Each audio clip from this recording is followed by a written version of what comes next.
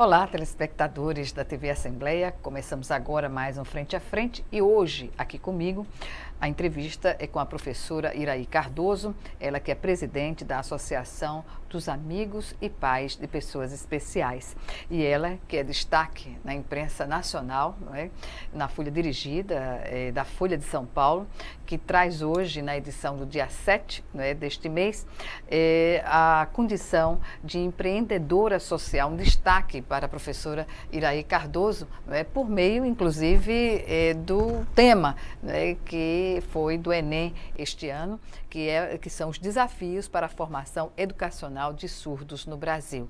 Então, a imprensa que sabe da importância da AP, da Associação do Trabalho da AP, aqui, que é uma referência nacional, não só para outros estados, mas também se transformou num centro de referência para o Ministério da Saúde. Professora Iraí, o que dizer, né, dessa condição de estar à frente de uma instituição que hoje é uma referência, eu diria até internacional, né, porque está se buscando oportunidades de crescimento também em parcerias com instituições internacionais, e o fato também de se estar discutindo em nível de Enem, né, os desafios para a formação educacional dessas pessoas. Olha, foi uma alegria para toda a comunidade surda, foi surpreendente o tema. E foi de um impacto imenso, porque jogou luz numa questão muito séria que vinha sendo tratada de forma restrita, só entre as famílias, dentro da comunidade surda. E, de repente, isso virou uma discussão e os surdos se tornaram visíveis e o processo educacional deles, que é o maior fator de exclusão da comunidade. E aí, para a gente que está aqui há 30 anos, falando desses desafios, tentando ser ouvido, tentando fazer um trabalho, conseguir apoio, recurso, de repente a gente vê a nossa luta, né, sendo compartilhada por todos, então, nossa, eu fiquei muito feliz. Pois bem, a escola que fale a linguagem de todos ainda é, podemos dizer, uma utopia no Brasil? Como a senhora analisa? Olha, a comunidade surda no Brasil, ela é uma minoria linguística, é a segunda língua oficial mais falada do país. Mas, assim, como minoria linguística, você imagina um grupo estrangeiro numa sala aqui no Brasil, né? Além do fator do ensino ser mediado, que é errado, porque o processo ensino-aprendizagem é uma relação entre o docente e o aluno, concorda? Uhum. E ainda tem uma outra pessoa mediando. Aí, esse docente, ele vai no ritmo de quem? Do surdo ou do ouvinte? Ou do ouvinte, melhor ou do ouvinte. Uhum. Porque o surdo, o vocabulário dele também é pequeno ainda, para os termos de disciplinas como ciência, geografia. E aí, de repente, vem uma palavra tipo erosão.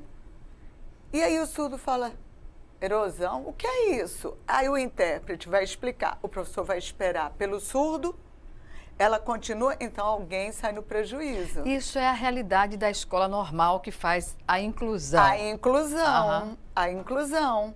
Só que a realidade das nossas escolas é pior que essa, porque nem intérprete tem. Há uma carência excessiva. Total, uhum. Total. Apesar do poder público fazer concurso, as famílias, as mães, os pais estão cansados de ir no Ministério Público. Você não tem o profissional com uma formação adequada para traduzir uma disciplina, principalmente na faculdade. Qual é o universo que se tem estatisticamente da quantidade de surdos que estão carentes de um atendimento específico no Brasil e particularmente aqui em Alagoas? Ontem eu li uma frase da presidente do INEP, né, uhum. que foi o responsável pelo tema da redação, uhum. E ela fala assim, sim, jogamos luzes sobre milhões de surdos. Então, são milhões. É porque tem também a condição de você não poder, não é, mensurar de forma estatística, né? Tem Mas são os milhões, anônimos, não é? porque exatamente, nós temos surdos fora... Não, 80% das crianças surdas estão fora da escola. E da idade séria, né? Ou fora da idade séria. Olha o que eles queimam, né? De desenvolvimento e cognitivo, né? Mas teve uma coisa muito interessante, né? Porque depois você começa a ouvir, né, as manifestações. Então, eu percebi que os jovens ouvintes não se incomodaram tanto com o tema. Acharam legal. Pô, muito legal. E eu conversei com uma menina que ela não é surda, mas ela tem dificuldade de aprendizagem. E ela disse que quando ela fez a prova, e ela disse que quando ela viu o tema, ela se sentiu contemplada, porque ela também precisa de um sistema educacional adequado. Pois é. E o Plano Nacional de Educação tem suas metas a inclusão, a universalização do acesso, sobretudo para portadores de necessidades especiais. E hoje, o que dizer da política nacional que é desenvolvida pelo Ministério da Educação? Olha, eu acho que a política, porque a política ela é elaborada nos gabinetes, né? E o Brasil é muito grande, cada região é uma realidade. Então, eu conheço professores que são super interessados, mas não tem recurso, não tem como se qualificar, né? O aluno surdo é colocado lá naquela sala, cheia de ouvintes, e aí ela faz o quê? Entendeu? A política, as políticas públicas, elas nem sempre estão acessíveis à população que delas precisam. Na saúde, por exemplo, nós começamos um trabalho no interior do estado, lá no sertão, que nós somos únicos. Não tinha nenhum serviço especializado para atender as pessoas com deficiência. E existe uma política nacional de atendimento às pessoas com deficiência. Mas cadê o acesso? Né? Inclusive... Porque vem a questão da implantação, da gestão, entendeu? Pois é, e dentro desse princípio de que a formação escolar, não é um direito de todos, se rasga esse princípio constitucional na medida que não se dá as condições efetivas para se trabalhar. É um faz de conta, né? Porque eu conheço surdos aqui que são formados em docente de matemática, inclusive muito bom, o Ítalo, professor maravilhoso. Está atuando como professor de matemática? Não. Lá na nossa organização nós temos um professor surdo de biologia, entendeu? E outros cursos universitários que eles fazem, eles saem do Letras Libras, mas aí as pessoas preferem curso de docentes ouvintes, né? Porque assim, as pessoas não têm essa tolerância, mesmo quem gosta fica assim, mas é tão difícil me comunicar, entendeu? Mas, pontualmente, podemos elencar avanços também, sim, professora? Está aí. Nós tivemos a oficialização da língua de sinais, né, em 2002, que foi a maior conquista, porque para a gente chegar num sistema educacional adequado, a gente tem que fortalecer a língua de sinais. A gente tem que fortalecer a língua de sinais, tem que ter investimento em pesquisa da língua. A língua é muito novinha, né? Ela ganhou status de língua em 1960, lá nos Estados Unidos. Então, se você pensar em termos de língua, quantos anos tem o português? Quantos anos tem o inglês? Quantos anos tem o francês? Então, as pessoas tendem a olhar para a língua de sinais como uma comunicação dos surdos. Secundária, num plano secundário. É do surdo. Tem gente que pensa que é português sinalizado, é nada disso. A língua de sinais é um fenômeno de comunicação humano. E mundial, E mundial. Você imagina, né, que de repente eu não lhe conheço, a gente está num lugar e aí eu piso no seu pé e você olha para mim, dependendo de como você olha para mim, eu interpreto se você está com raiva de mim ou se você está surpresa. Você não abriu a boca para falar. A sua reação do seu corpo, da sua expressão, do seu olhar, é uma linguagem. Fala muito mais, inclusive fala é um sinal. Se o que você está verbalizando, a língua do corpo, se o que você verbaliza realmente é a realidade, né? Exato, é um sinal. Exatamente. Entendeu? Então, a língua de sinais é um fenômeno de comunicação do ser humano, né? Que os surdos transformaram em língua, né? Através das mãos, da expressão, que é lindo, de uma né? forma lúdica e até artística, digamos assim. Eu vejo dessa forma. Incrível o que o ser humano é capaz, né?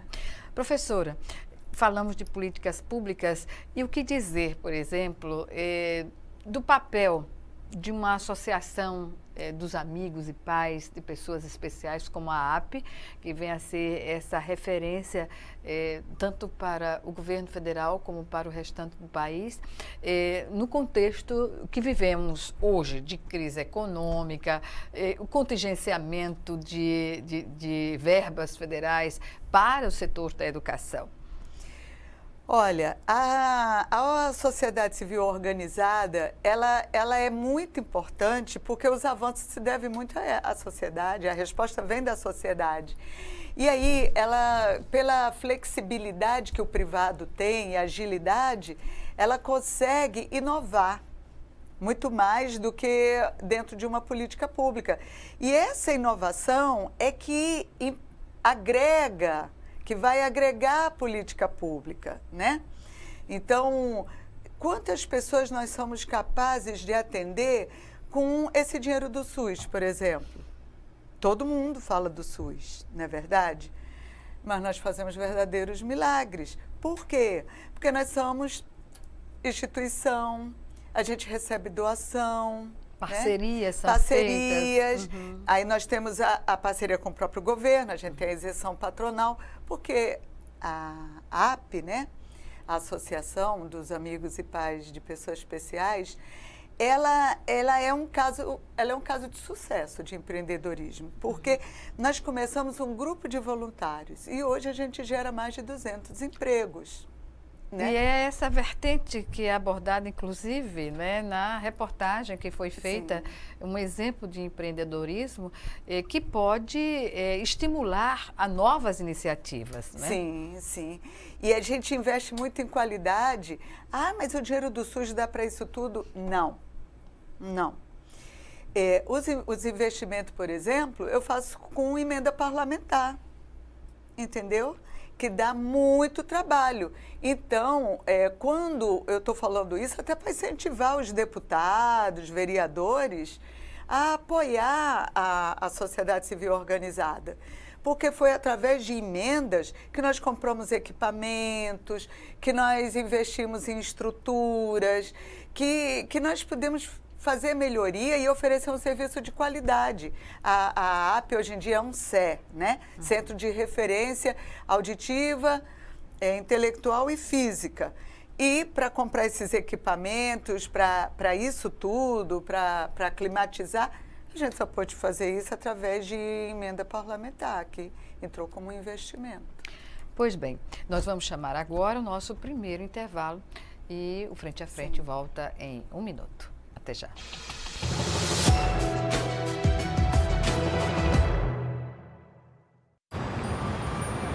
Quando fiquei sabendo que tinha tuberculose, imaginei, é o fim. Mas logo descobri, tuberculose tem cura. Se parar o tratamento, a doença pode voltar, mais forte. Família, amigos, profissionais de saúde, todos juntos contra a tuberculose. É bom saber que eu não estou sozinho. Em caso de tosse por mais de 3 semanas, procure uma unidade de saúde. Pode ser tuberculose e o tratamento precisa ser feito até o fim. Vamos curtir o primeiro concerto Vozes pela Paz de Gonzaga Dominguinhos, dia 12 de novembro às 20 horas. Homem, vai ser bom demais, no Teatro Gustavo Leite. Vamos cantar junto com o povo bom da pega, olha, Geraldo Cardoso, Cezinha, Xambinho, Eliezer Seton, Terezinha, Wilmar Araújo, Ibonan Rocha, Carla Araújo, Irina Costa, Marlon Ross, a Filarmônica de Alagoas, o Coro Sesmac, Chameguinho convidado. Isso aqui tá bom demais!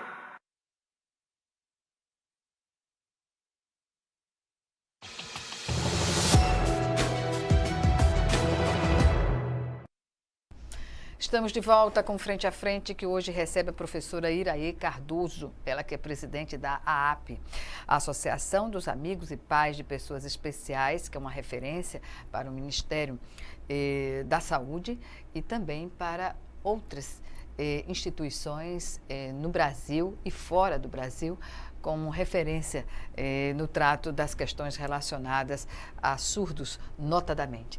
Professora, o divisor de águas que a gente pode estabelecer aqui em Alagoas, porque a gente lembra que começou a perceber, né, a atividade dos surdos aqui em Alagoas na ajuda do empacotando num supermercado. De repente, a sociedade tomou conhecimento de como poder, né, fazer de uma pessoa que, em tese, poderia estar incapacitada para o trabalho, desempenhar sua função e de uma forma muito produtiva. Quando aconteceu? Foi em 98, nós começamos uma experiência num hotel, e com 5 surdos, né? O empresário gostou da proposta, não, vamos experimentar. E ele nem tinha que cumprir a lei de cotas. Eu fiz a proposta, ele gostou da ideia e começou. Depois, com a lei de cotas, nós começamos os supermercados nos procuraram e a gente começou a empregar, foi em 99. Mas nós oficializamos a língua de sinais no estado em 98. Em 99, foi um ano marcante, porque ali nós formamos os 2 primeiros intérpretes de Alagoas, de uma turma que começou com quase 100 pessoas, ficaram 15, desses 15, 2 foram capacitados. Sobreviveram, né, às dificuldades. Foram reconhecidos, né, profissionalmente como intérprete, então começa aí já uma outra história para os surdos. Nós começamos a capacitar os surdos e eles depois começam a entrar no curso de pedagogia, né? Entrar no nível superior. E aí o mercado foi se expandindo, se ampliando, principalmente no interesse da sociedade pela língua de sinais, porque as pessoas viam no supermercado, né? Os meninos, enquanto empacotavam, conversando com o outro, né? E a APE ali na Jatiuca, pertinho do shopping, e aí começamos mesmo a ensinar língua de sinais. E a evolução de lá para cá, de observar, por exemplo, profissionais que atuam em áreas mais estratégicas, digamos assim? Olha, as pessoas, eu costumo falar o seguinte, que a APE, ela é um celeiro de oportunidades, não apenas para as pessoas com deficiência, porque nessa época que nós começamos a capacitar as pessoas, daí nasceram intérpretes que hoje em dia estão concursados, que não eram jovenzinhos, eu tenho a foto, né? Jovenzinhos sem profissão, hoje em dia estão aí concursados, têm uma profissão, sabe? Estão pesquisando, enfim. A senhora falou, não é, que não tinham perspectiva nenhuma, nenhuma, de vida. Nenhuma. Então, assim, eu vejo que as sementes foram e nessa quando vem essa onda, né? Essa onda, como essa da redação, que vem essa onda, que aí arrebenta e todo mundo surfa nela, né? E aí reforça mais ainda, motiva mais ainda as pessoas a quererem aprender e se profissionalizar na área. Bem, a demanda aumenta e a capacidade de atender a essa demanda, eu digo, tanto da APE quanto das instituições públicas no Brasil e aqui em Alagoas. Como a gente pode avaliar essa situação? Olha, Gorete, a demanda, ela tem um ritmo muito mais veloz do que a capacidade de atender, exatamente na questão da qualificação. Quantos docentes nós temos no Brasil qualificados para ensinar a população surda? Porque o que o surdo quer é isso, o surdo não quer intérprete. O surdo quer que, a exemplo dos outros alunos, o professor fale a língua dele, ensine na língua dele. Gente, o que o surdo quer é o que todo mundo gosta. Você vai fazer uma faculdade de engenharia, você quer ter um intérprete ou você aprende melhor quando estão te ensinando na tua língua materna? É o caso do surdo. Outra coisa, nos Estados Unidos agora, eu visitei uma escola que está fazendo 150 anos, não tinha um intérprete em sala de aula. Quando o professor não era surdo, o professor e o assistente, todos fluentes em língua de sinais. Entendeu? É assim que o surdo quer. Aí eles dizem, mas a inclusão, a socialização, pode haver. Você pode ter uma escola e tudo. Na hora da aprendizagem, a turma é de surdo.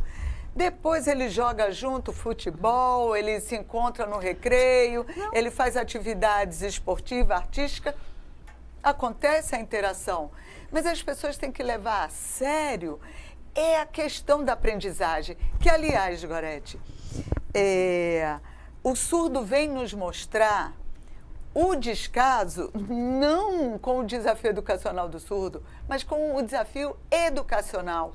Porque se você prestar atenção no que é um processo educacional de um indivíduo, o surdo vai estar contemplado, o cego vai estar contemplado, o intelectual. Por quê? Porque você vai prestar atenção no indivíduo, o que ele demanda.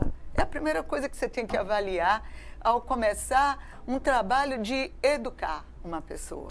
E educar uma pessoa desde a sua tenra idade, não é? Exatamente. Essa atenção básica tem que acontecer quando ainda as pessoas ainda são bebês, né? Sim, sim. Há possibilidade de fazer esse tipo de atendimento? Sim, sim. Nossa, foi o que mais me chamou a atenção. Eu fui um dia lá na biblioteca, lá na Califórnia, e tinha lá um monte de bebês e a professora ensinando, assim, é amigo lá, ensinando, contando historinhas, fazendo bolinha de sabão, musiquinhas, ensinando língua de sinais para crianças ouvintes. Você vê que o processo de cidadania começa no berço. No berço, entendeu? Lá é super comum as pessoas saberem língua de sinais. Professora, qual é a aflição já colocada por uma pessoa que é surda, que não tem o acesso à língua de sinais? Nossa, é pior ainda. É de doer, sabe? Às vezes um as pessoas falam imenso, assim, não é? Às vezes a pessoa fala assim, fulano está no hospital, está quase morrendo, ai meu Deus, aquela criança. Agora você imagina a existência de uma pessoa que não tem língua. É como se cortasse um pedacinho dela a cada dia. É uma morte lenta, entendeu? Porque impõe uma solidão. Qual é a língua dela? Impõe uma solidão Ela absoluta. desenvolve uma língua doméstica dentro de casa. Limitadíssima. Limitadíssima. Com uma língua doméstica, ela não tem acesso. Outra coisa, aí diz assim, tem intérprete, tem não sei o quê. Mesmo que ela vá para uma sala de aula, se ela não tem a língua, entendeu? Então, hoje em dia, já se trabalha a metodologia da língua de sinais como L1, né? Que é a primeira língua, e o português como L2. E se o Ministério da Educação deliberasse, não é, o ensino da língua de sinais no currículo da escola regular também? Olha, eu penso mais embaixo, na educação infantil, e eu penso nos que já são obrigatórios, os cursos de docência, os cursos de pedagogia. Inclusive, foi um aspecto muito interessante dessa redação, foi jogar para futuros graduandos um tema. O tema ali, entendeu? Porque eles vão fazer faculdade, então eles já entram na universidade já atentos para essa questão, né? Porque é uma questão mundial que os países desenvolvidos não existe barreiras para investimento, porque tem uma situação econômica viável, apesar da crise mundial. Mas no Brasil, pelas suas peculiaridades, né, as dificuldades de regiões de difícil acesso, fica um pouco mais complicado estabelecer isso por meio com apoio de prefeituras, porque fica no plano político, e de repente não há uma reeleição, o compromisso não se estabelece por uma via, digamos assim, de uma política de Estado. Não é? Sim, sim. Olha, eu tenho vontade de fazer tanta coisa, meu Deus, assim, pelos surdos no interior, sabe? Eu fico agoniada. A gente foi numa cidade dar um curso de língua de sinais, não era nem o município pagando. E a secretária falou assim, mas aqui só tem 2 surdos, não sei o quê. Aí eu peguei um funcionário nosso, que é surdo, e o Gerlan ficou lá uma semana fazendo um mapeamento, visitando. Quando começou o curso, tinha 38 surdos dentro da sala de aula que nunca tinham visto a língua de sinais. Agora, Gorete, tem uma coisa que eu acho pior ainda. A gente está falando do sistema de ensino, eu falo do sistema familiar. Por quê? Porque a gente sabe que é de 0 a 6 que você forma qualquer indivíduo. E aí, ele entra na rede pública com 6 anos, por exemplo, 5, 6 anos. Até lá, o que foi que essa família, como é a comunicação dele dentro da família, qual é o tamanho da solidão dele no âmbito familiar? Porque a mãe, não, mas a gente conversa, eu falo tudo para ele. Mais ou menos, entendeu? Há uma exclusão dentro do próprio lar. Porque a criança surda, sabe, ela tem que entender qual é o nome, o fogão, para que serve o fogão, a geladeira, os nomes das coisas, sabe? A família, a própria contar as histórias infantis, né, que os surdos não têm acesso, que vai levar aquela criança a um poder de criatividade, de sonho. Tudo isso uma mãe pode fazer. Existem cursos gratuitos. Olha, lá na AP a gente oferece curso gratuito, inclusive para os funcionários. Você está pensando o quê? Tem muita resistência. Na parte próprios funcionários da saúde, por exemplo. Na escola, não. Senão nem poderia trabalhar. Claro. Mas em outros cargos, o pessoal chama um intérprete. Você está entendendo? Que é uma atitude cômoda, né, digamos assim. Exatamente. Essa linha de conforto que tem que ser quebrada para universalizar realmente o acesso. Exatamente. E de pessoas que estão ali numa situação de vulnerabilidade, porque não tem autonomia sobre a decisão de tipo fazer assim, ou não fazer. A né? família na mesa combina o final de semana, entendeu? Aí depois fala assim, arrume sua mala, que domingo a gente vai. Sim, mas ele não participou da discussão, ele não deu a opinião dele, se ele gosta daquela praia, se ele gosta daquele programa. Você está entendendo? E às vezes ele é surpreendido no domingo quando acorda. Hoje você não está pronto não para a gente ir? Ir para onde? Então você não sabe que a gente vai lá passear, não sei aonde? Entendeu? É muito comum a gente não informar o surdo que está ao nosso lado do que está se passando. Não considerar que ele tem o direito de opinar. Que ele só vai sair também. Não é isso? É uma questão de cidadania também, não é, professora? Dar essas condições que começam na família, mas o que dizer das famílias que estão, né, abaixo da linha de pobreza, ou seja, um contingente maior, ou a gente pode mensurar que esse tipo de comportamento é percebido em todas as camadas sociais? Sim, porque é hegemonia, é a questão da hegemonia, entendeu? Eu tenho o poder de decidir. Eu sou a maioria, por que eu tenho que saber a língua da minoria? Eu sou educador, eu tenho 20 anos trabalhando na educação. Eu adoro os surdos, eu adoro ajudar os surdos. Claro que eu sei o que é bom para o surdo. Oxe, como assim? Você nem surda é. Como é que você vai dizer para o surdo o que é melhor para ele? Você é ouvinte, você sabe nada o que é melhor. Você tem que ouvir. A hegemonia na educação, sendo do ouvinte, nunca chegaremos no sistema educacional adequado para o surdo. É isso. Isso. Pois bem, vamos chamar agora o nosso segundo e último intervalo. Já já estaremos de volta.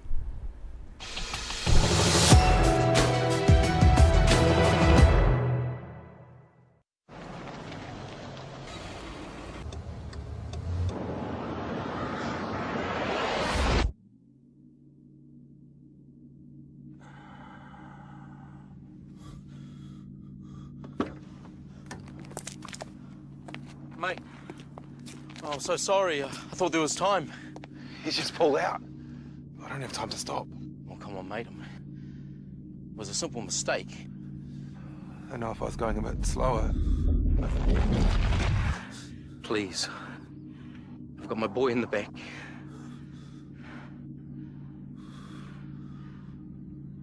I'm going too fast. I'm sorry.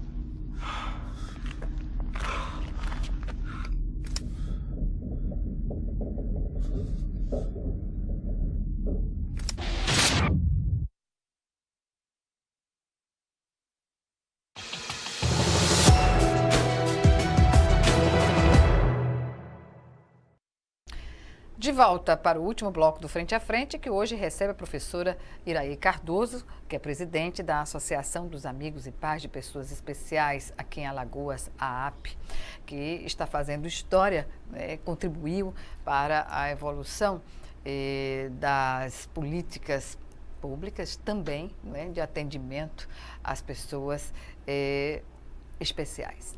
Portanto, professora, o que dizer do Instituto Bilíngue de Qualificação e Referência em Surdez?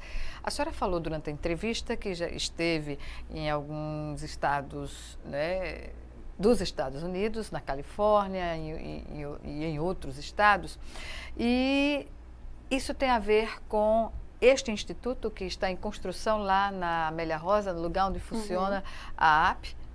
Você falou bem, em construção. Em construção na sua totalidade, porque ele está em construção do espaço físico, que deve ficar pronto no início do ano, e está precisando mobiliar, adequar seus ambientes e construir, e está em construção, a metodologia de trabalho educacional e da equipe. Este instituto, se espera com ele, digamos assim, solucionar que problema principal, digamos assim, no tratamento dessas políticas? É o desenvolvimento do surdo, é habilitar o surdo para o mundo, para o que ele quiser ser no mundo. Essa é a proposta principal, agora usando uma metodologia bilíngue. Ele nasceu de uma observação, uma percepção das necessidades, do campo de necessidades da população surda, dos anseios das famílias e da própria sociedade, das empresas, principalmente as empresas que querem empregar surdo e não sabem como lidar, não sabem como receber essa pessoa que se comunica de forma diferente. Então, ele vem com uma proposta bilíngue e também de qualificar, e de ser referência. Então, quando você quer ser referência, você tem que fazer a diferença. E aí eu fui buscar modelos educacionais para adequar a nossa realidade. E o Iris, essa ideia começou há 20 anos atrás, quando eu trouxe profissionais da Universidade do Rio Grande do Sul para discutir aqui a educação bilíngue, há 20 anos atrás. Há 20 anos atrás, É um segundo passo, então, na evolução. É a realização de um sonho. É um sonho em construção. É exatamente o que eu falo que o Iris é. É um sonho em construção.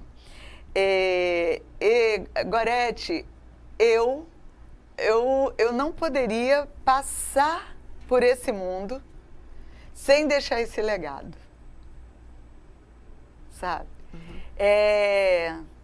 Eu tenho isso de dentro de mim. E o que a motivou a se interessar e a se envolver, se articular para garantir essa universalização desse conhecimento, professora? Olha, eu acho que cada um de nós tem uma missão nesse mundo, sabe? Certamente. Eu acho que a minha foi essa. E aí, para que eu pudesse me sensibilizar, né, e abraçar essa missão, Deus botou um irmão surdo do meu lado. Então, nós éramos muito unidinhos, sabe? Eu digo que ele é o meu protetor, porque ele faleceu aos 15 anos. Então, eu que sempre acompanhei meu irmão, sempre levei para a escola, em todos os momentos da vida dele, era sempre eu que manhã tinha que trabalhar, era sempre eu, que eu era mais velha que ele, 3 anos, então era sempre eu que tinha que estar levando ele para os lugares. E aí eu sempre convivi com a comunidade surda. E quando meu irmão morreu, né, aí eu já tinha aquele amor. Toda vez que eu via um surdo, eu lembrava do meu irmão. Então, assim, conviver com meu irmão surdo me aproximou naturalmente das pessoas surdas, sabe? Eu não sei lhe explicar, mas eu sei exatamente o que ele está sentindo, entendeu? Pois é, e esse projeto, no que diz respeito, por exemplo, ao impacto social, há uma estimativa de tempo para se mensurar o que foi concebido e o que se garantiu na prática? Eu acho que nós já temos esse impacto social sem ter fisicamente o íris, né? Como eu falei, quantas pessoas estão aí atuando na área, que foi um investimento que nós fomos buscar recurso até no governo e capacitar essas pessoas, e elas estão aí. O que falar da quantidade de jovens recém-formados que ingressam no mercado de trabalho na AP e que atendem as pessoas com deficiência, e por sinal muitíssimo bem. Quantas pessoas já trabalharam na AP? Quantas pessoas entraram, estão fazendo concurso, viajaram, estão até em outros países que foram despertadas dentro da AP? Quantas vidas já foram transformadas, sabe? Inúmeras. Às vezes eu fico assim, porque a gente não registra muito. O olho brilha, não é, professora? Porque é uma questão, assim, quando você multiplica, quando você capacita, quando você sensibiliza, né? Você multiplica a atuação. Entendeu? Ela não mais lhe pertence. Você joga, é como você jogar um punhado de semente. Depois aquilo vai crescer, são árvores que não tem mais nada a ver com você, entendeu? Mas que é resultado. Então você vê o resultado, né? E não de um grupo pequeno, não é? Porque quantos atendimentos são feitos mensalmente, digamos assim, para a gente mensurar pela AP aqui em Alagoas, por exemplo? Olha, nós, por mês, nós atendemos mais de 2.000 pessoas gratuitamente. E não é de qualquer jeito, em qualquer lugar, sabe? É porque a gente trabalha muito, a gente não fica mostrando, falando, mas às vezes eu entro na clínica para resolver alguma coisa e sou parada pelos pacientes agradecendo, dizendo, não sabia que tinha um lugar como esse aqui. Então, aí você vê o resultado do trabalho de uma equipe. Professora, quanto a esse processo de inovação, o que é que se pode esperar com o Instituto Íris? Olha, nós vamos ser uma incubadora de projetos inovadores de intervenção. Porque, olha, nós já adquirimos... Traduzindo. Nós adquirimos agora, por exemplo, como nós trabalhamos. Nós adquirimos agora uma ilha de edição de última geração, através daquelas notas fiscais cidadã, né? Que quem tiver, pelo amor de Deus, bote para a AP. A gente adquiriu uma ilha de edição para produzir material visual para educar os surdos. A gente vai ter lá no Íris as creches para os bebês surdos. Então, nós estamos precisando que a sociedade receba esse presente, né? Porque o Íris é um instituto para Alagoas, não é para a AP. É para Alagoas, Ampliar não é só esse para o surdo. A gente vai capacitar docente, né? Então, assim, a gente está falando, não tem, a gente não está julgando nem condenando ninguém. A gente está falando assim, olha, precisa evoluir. Então, o Íris, ele abre as portas dele para quem quiser nos ajudar, estagiários, voluntários, porque você imagina, Gorete, que a gente vai sair de uma casa para um prédio de 4 pisos. Como é que a gente vai pagar essas contas de luz? Eu nem sei, eu já entreguei na mão de Deus, né? A manutenção, outra coisa, vai chegar muito mais alunos. A demanda será maior. A demanda vai ser maior. Certamente. A partir de janeiro, a gente já vai estar recebendo as inscrições de matrícula, de tudo. É importante que a população tenha consciência, não é, sobre a importância, vou ser redundante, não é, da saúde auditiva para o desenvolvimento do cidadão. Sim. Seja ele portador de uma surdez ou não, né, total. Não, e assim, uma coisa que eu gostaria de aproveitar e falar nesses últimos momentos é que nós falamos muito de surdo, né? Mas a AP, como SER, intelectual, auditivo e físico, hoje em dia nós dispensamos órtese e prótese. Nós estamos para inaugurar uma oficina de tecnologia assistiva de primeira. Hoje a AP dispensa cadeira de roda? Sim. Prótese auditiva? Sim. Faz exames auditivos de audiologia pelo SUS? Sim. Então, não é só surdo, né? O Íris é um projeto educacional para o surdo, mas a AP ela tem centros de atendimento. A gente está em Penedo, nós estamos em Santana do Ipanema. Em Santana a gente atende ali 19 municípios ali. Somos referência ali para os bebês de microcefalia, né? Então, nós não atendemos só surdo, nós atendemos toda uma população que pode usufruir dos nossos serviços gratuitamente. E, professora, dentro desse universo de atendimento, qual é, digamos assim, o mais comum de fazer atendimento a surdos, a outras condições especiais? Na saúde é a deficiência intelectual. E olha... Tem alguma região no estado que possa demandar até uma pesquisa científica para identificar as razões dessa Eu citaria condição? Marechal Deodoro e Rio Largo. Há um universo maior. Há um universo maior. E você sabe que eu fui procurada por uma mãe de condições, que a filha dela tem 26 anos, e estudava numa escola privada e a escola não quer mais. E ela se uniu com outras mães e me procuraram.